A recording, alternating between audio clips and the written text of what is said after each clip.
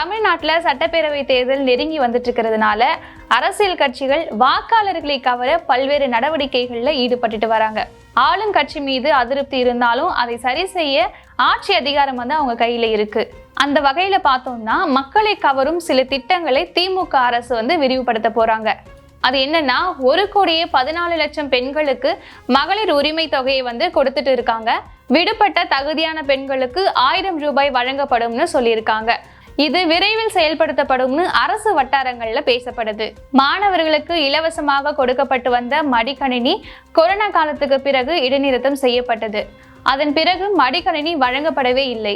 இப்போ அரசு கல்லூரி மற்றும் அரசு நிதியுதவி பெறும் கல்லூரிகள்ல படிக்கும் மாணவர்களுக்கு இலவசமா மடிக்கணினி வழங்க போறாங்க. இதற்காக 20 லட்சம் லேப்டாப்கள் கொள்முதல் செய்யப்பட்டிருக்கு. 3 நிறுவனங்கள்ல ஆர்டர் பண்ணி வாங்கியிருக்கிறாங்க. பொங்கல் பரிசாக பொங்கல் தொகுப்பும் 1000 ரூபாய் ரொக்கமும் கடந்த ஆண்டு வரை வழங்கப்பட்டுச்சு. ஆனா இந்த ஆண்டு வழங்கப்படவே இல்லை. அடுத்த ஆண்டு 2026ல பொங்கல் பரிசாக 2000 அல்லது 5000 ரூபாய் வரைக்கும் வழங்கப்படலாம்னு பேசப்படுது. மகளிர் உரிமை திட்டத்தை போல இலவச மடிக்கணினி திட்டமும் பொங்கல் பரிசும் ஆளும் கட்சிக்கு கை கொடுக்கும்னு பேசப்படுது.